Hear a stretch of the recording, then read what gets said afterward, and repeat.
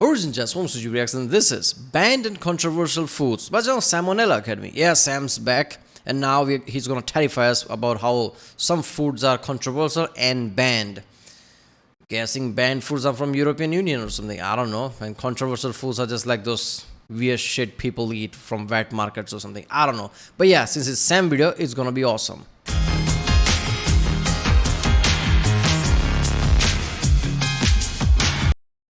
Remember, if you like my reaction, don't forget to subscribe so that way I know which type of videos to tomorrow. I like watching videos like Salmonella Academy and things like that, Blue Jay and things like that. So if you haven't seen those reactions, check out the link in the description or in the end of the video end card. And yeah, let's watch it.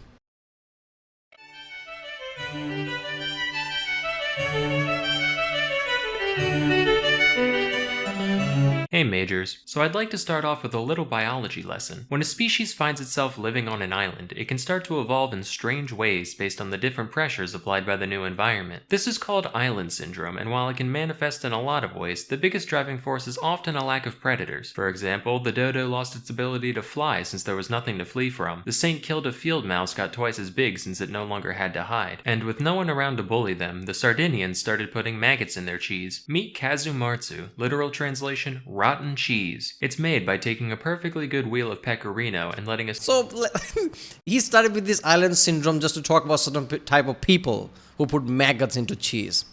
Yeah, you can't beat this one. Special type of fly lay eggs in it. The fly babies then work to partially digest the cheese, rendering it goopy and wet and maybe quite tasty and worm-filled. Now, cheese as a concept is already quite suspect. It's clotted milk that you fill with bacteria and mold and let sit for a while. But cheese is safe and delicious. Cheese is my friend. I trust cheese. So my guard would be down around Casu martzu. I've learned to look past a cheese's childhood. Strange upbringings are what give them their character. But it turns out, those maggots are still alive. And if you don't chew well enough, they can cause enteric myiasis, which is a fancy term for fly larvae living in your intestines. Symptoms are similar to food poisoning, except with the added psychic pain of knowing that, again, your bowels are full of squiggly new friends. It's for this reason that Casu martzu is banned in the EU and elsewhere. Who would have thought EU would ban it? Oh, what? Your food has larvae, maggots inside. Who's gonna put larvae inside your intestine? That is food poisoning. Yes, there are like germ food poisoning. There's a virus food poisoning, and also a larvae food poisoning. Why not? It's a food poisoning. Food comes with poison in the first place. Why the fuck people eat this? See, that's the thing. There is no hard line of things. Everything's blurred out, right? Where is the line where we can say this is food and this is not? We can digest a lot of things. We are an organism. We eat a lot of shit, right? There are certain people who doesn't get the memo, right? Oh, wait a minute, there's like maggots inside there. It tastes good. I don't care. There's maggot inside it. I'm not gonna eat that. I don't know how people eat that. This is the wet market shit all over again. Why you eat certain things that's gonna kill you, literally kill you, right? There's, the larvae. Just saying that creeps me out, man. What the hell? This is insanity. Cheese. There are many type of cheese. You're not gonna run out of type of cheese you're gonna eat. Why you have to have this? A black market still exists, which is wild, and it's not a small one. In 2019, the illicit Casu martzu trade was estimated to be worth 2 to 3 million euros. What is wrong annually. with you? Personally, I would just do it prohibition style, like definitely don't put these fly eggs on this sumptuous wheel of pecorino. But if you do, you absolutely shouldn't keep it warm and damp for a week. But although it's traditional to leave the you need to be American, not so legal entrepreneur, let's just say.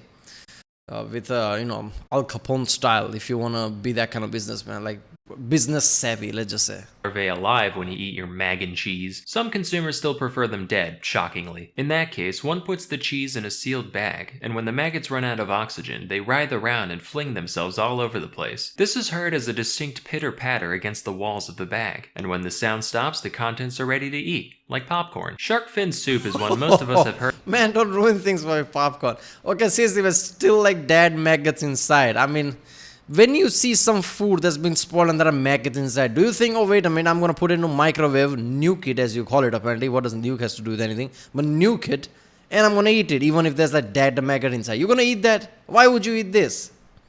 heard about already, mostly in reference to its effect on shark populations and the wastefulness that goes into making it. Until recently, though, I never looked into the nature of the dish itself. I figured, right, the fins are just the only part of the shark worth eating. Big whoop, it's probably not much different from, like, swordfish. Apparently, though, I had it backwards. Shark fins aren't even meat. They're made almost entirely of cartilage and collagen. They are the last part we should be eating. That's why it's only made into soup, because without being soaked in broth, it has zero flavor or nutritional value on its own. Their only redeeming quality is their unique mouthfeel due to how stringily the collagen grows, in structures called ceratotrichia. The texture has been described as somewhere between chewy. That's enough for you. That's enough for reason for you to eat it, even though it has no nutrition value. There's many other things to eat. And crunchy, which I find describes most things, actually. Other adjectives present on Wikipedia include snappy, gelatinous, and sinewy. The exact sensation of eating this substance remains a mystery to me, and the unintended side effect of all this research is that I now really want to try it. Like, it's a big trade. I've got to be the one that's wrong. There is imitation shark fin soup available, but I've already decided that it's not nearly as good. So I've come up with a compromise to this controversy. Everyone on Earth gets just one bite. Say there's 10 bites to a fin, 4 fins to a shark, 200 million sharks die, sure, a necessary casualty, but then we can end the practice forever.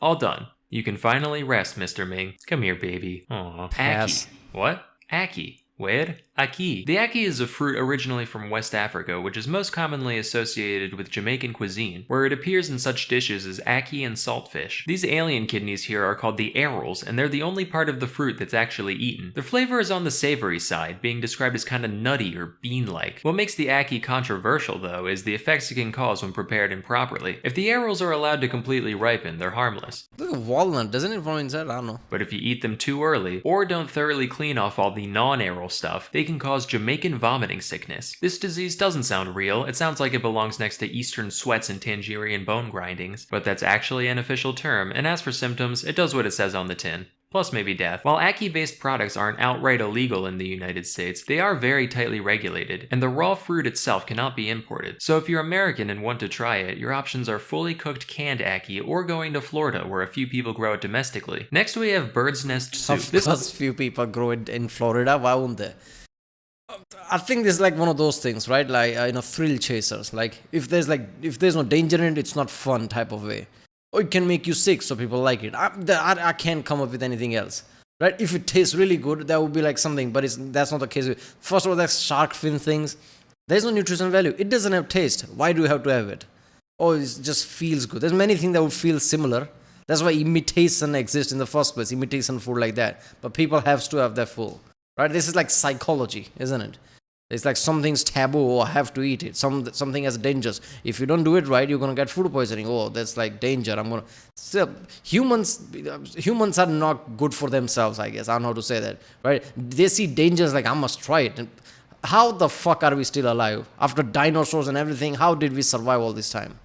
This is another one that I've vaguely Our heard ancestors, of, and for obviously. years I just assumed the name was a playful metaphor like ants on a log or shit on a shingle. Turns out, nope, this dish contains an actual bird nest. Not like a pile of twigs like I was picturing, but rather a specific type of nest only made by certain species of swiftlets. These nests are mostly made out of mucins, which are a set of proteins that, among other things, serve to thicken all those wonderful secretions our bodies make. There's a little bit in human saliva, a little bit more in mucus, and in swiftlet saliva, look out, pal. So all the swiftlet does is it finds a nice wall, starts laying out fat strings of slobber, which dry, and eventually she's got a nice place to roost. That is, right up until some gourmand says, Today I crave bird spit. You can keep the eggs though. And they then reconstitute it back into its original gelatinous texture. Unfortunately, these nests can't enter the US since, believe it or not, eating bird saliva is a great way to catch bird flu. And now the time has come to speak of the ortolan. The ortolan is a kind of bunting, which is a sort Okay, seriously. Of course you're gonna get bird flu. First when the bird flu like thing came out, I panicked wherever there's like anything pigeon related. There's pigeon poop, anything, just let's stay away, I don't risk anything, OCD flares up. How do people see like, oh wait a minute, bird saliva thing, we're gonna eat it? Of course you're gonna get bird flu from that. People sometimes there's misconceptions, certain things you can just heat it right and it will kill it. There are many things that don't just die from heat, right? Obviously most germs, infections and like some viruses as well will die with decent heat, right? But a lot of things doesn't die from just normal heat. Of course you heat it too much, like how you heated pizza or things, probably is gonna kill anything, but still, there's a risk there. Sort of passerine, which is a type of bird. They're birds. Like many animals, the they hell have is a that? long history of being eaten by the French. But what separates the ortolan from your average squab or pheasant is the unique way in which it is prepared and eaten. They're typically caught with nets and kept in the dark, which causes them to overeat for some reason. Once it's about twice as fat, the entire For some reason. Oh, I don't know. They might be anxious, anxiety and things, right? Oh my God, I can't escape.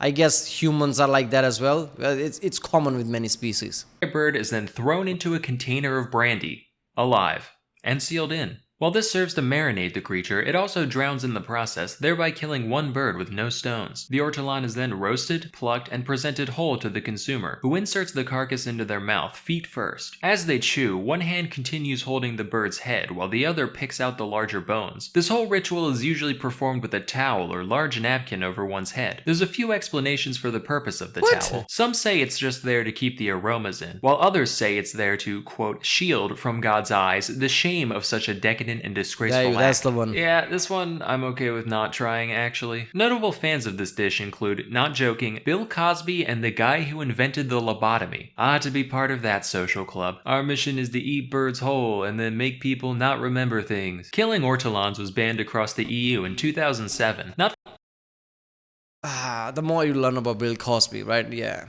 Zibber, I'm gonna eat this like this with towel on my head. No, I don't think so. That's just insane. Yeah, the towel thing is like keep aromas, right? Certain leisure and luxurious foods, people do crazy shit for it. That has nothing to do with food. I bet 90% of those things will have no effect. People do it just because they like it. They're in exclusive club. That's what that is. for any ethical reason, but because French people did this so much that the entire Ortolan population was threatened. Thankfully, as of 2018, their conservation status is under least concern, so hopefully the French can get back to it soon. Anyway, that's all I have for today. Till next time, I'm Salmonella, and thank you for watching. Yeah, because French don't have enough food to eat, right? It's not like enough French dishes out there. You need to do this. What the fuck? I don't know, man. I don't like it. Yeah. Every time I hear it, just like anywhere I'm gonna travel, I'm gonna research the shit out of it. What food is what? I'm not going, oh, I like this dish. Let's be crazy, not think about it, just order it. I'm not gonna do that. Never. You have to like, wait a minute, let me Google this shit. Well, that was banned and controversial food. Why is not all of them banned? Okay. Yeah, because if people want to do shit, I guess do it. Unless it's like a health hazard. Right? If something gives you like some kind of a virus or flu that can affect a lot of people, yeah, ban it. Anything else like freedom, you want to do crazy shit, do it, I guess. I don't know. Well, there you go. Alright, well, that was my channel Salmonella Academy. Love the Sam video, short one, but most of his videos are like that. If you like my next one, don't forget to subscribe, and yeah, I'll see you next time.